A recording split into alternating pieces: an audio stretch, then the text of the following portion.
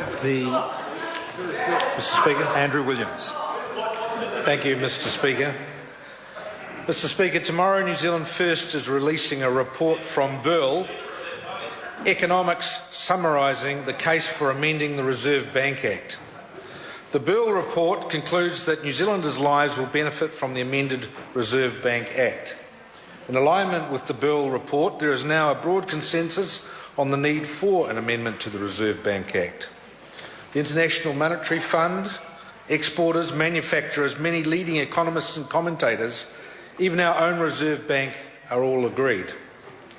No serious economist will deny our exchange rate is overvalued. But yesterday in this House, when the Minister of Finance was asked if he agreed with the overwhelming weight of expert opinion on the overvalued dollar, he fudged it. Again today in this House, he fudged it once again. I quote the Minister, "We do agree with their level of discomfort about the high level of the New Zealand dollar," unquote. So that's all right then, is it?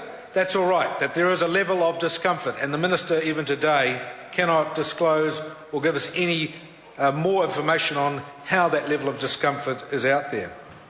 Discomfort, such a nice word, inoffensive and euphemistic word.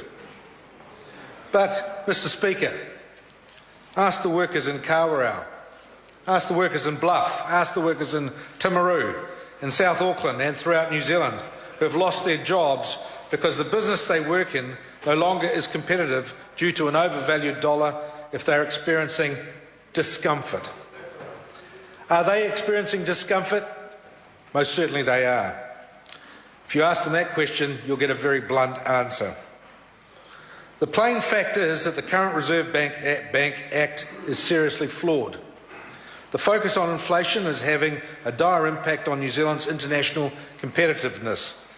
The current Act dates from 1989, a whole different epoch. The fixation on a narrow inflation target may have been appropriate in the past, but is now creating a major headwind in the form of an overvalued New Zealand currency, creating a great competitive disadvantage for our economy. Globally, inflation is not the threat it was back in 1989. Today we face different threats to our economy.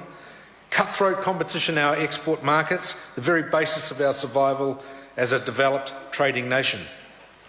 What the current Act has given us is a chronically overvalued exchange rate. The result, every week businesses are closing, markets are in jeopardy and jobs are being lost.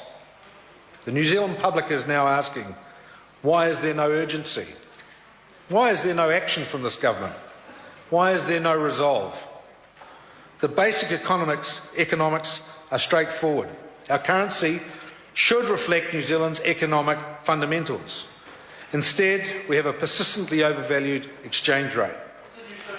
That has served the interests of international currency speculators, the so-called carry trade, the people from the likes of Merrill Lynch and other money traders who have done well out of trading currency in this country. Our overvalued exchange rate has encouraged people to park money here simply to earn higher interest rates. That has led to all manner of distortions. The facts and consequences of an overvalued exchange rate are not in doubt. The facts on the ground are stark: loss of competitiveness, costing us markets, costing us jobs, and losing us many major employers. So the time for prevarication and passivity over the Reserve Bank is over. The damage needs to be stopped before more irreparable harm is done to our economic capacity. The bill that New Zealand First has introduced to amend the Reserve Bank Act will mean the Reserve Bank can pursue a balanced macroeconomic policy in which price stability, while remaining important, is no longer the overriding policy objective. We will have an amended Reserve Bank that is fit for purpose and will promote growth, jobs and, more importantly, exports. So in summary, everyone agrees the dollar is overvalued. Everyone agrees the dollar is overvalued. The Minister of Finance said so as such this week. The damage to our economy is now widespread and growing. We are undermining our economic capacity in this country day by day.